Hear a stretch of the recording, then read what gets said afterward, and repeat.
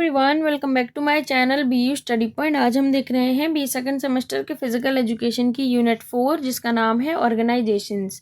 तो यूनिट को पढ़ने से पहले हम देख लेते हैं कि हमें इसमें क्या क्या पढ़ना होगा।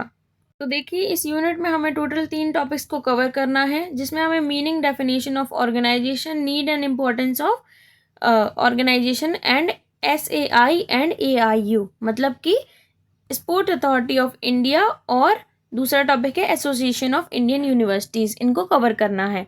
तो इस वीडियो में आज हम meaning and definitions of organisation को कवर करने वाले हैं, और नेक्स्ट वीडियो में हम need and importance of organisation को कवर करेंगे, और उसके बाद हम SAI एंड AIU को कवर करेंगे। तो चलिए स्टार्ट करते हैं। तो सबसे पहला टॉपिक है meaning and definitions of organisation, जो कि आज का हमारा टॉपिक रहने वाला है। तो चलिए स्टार्ट करते हैं। सबसे पहले है meaning of organisations. So an organization is a group of people who work together to achieve a common goal. An organization can be business, charity, government, or any other group of people who come together for a specific purpose. तो देखिए, एक organisation एक ऐसे लोगों का group होता है जो कि एक कॉमन गोल को अचीव करने के लिए एक साथ काम करते हैं।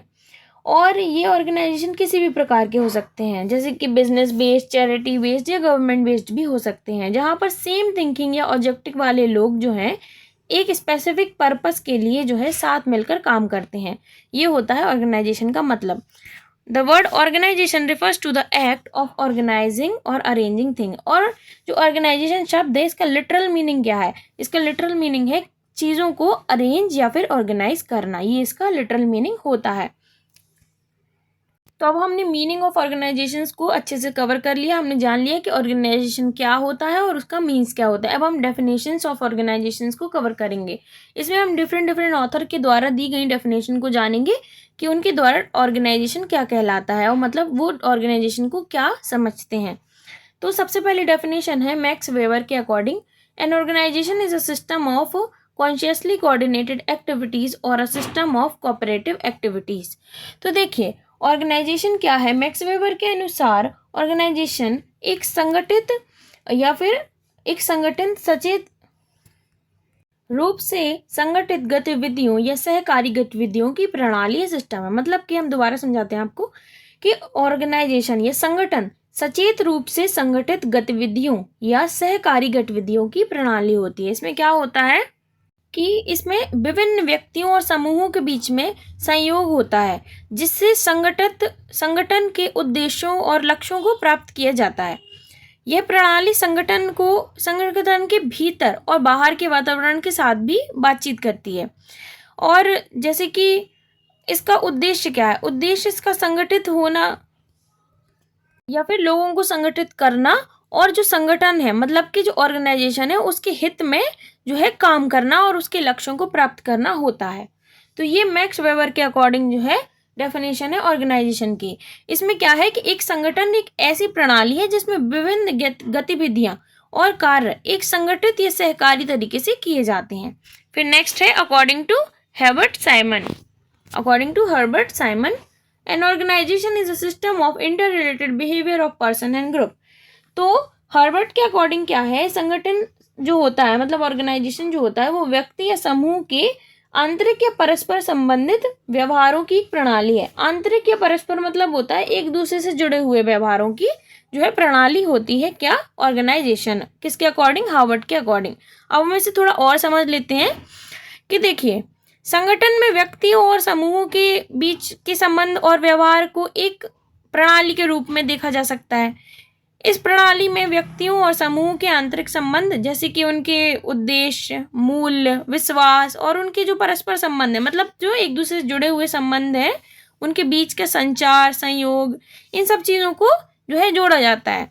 यह प्रणाली जो है संगठन मतलब ऑर्गेनाइजेशन के भीतर और बाहर के वातावरण से एक साथ जोड़ देती है लोगों को, और इसका उद्देश्य संगठन के हित में होता है, उसके लक्ष्यों को प्राप्त करना होता है।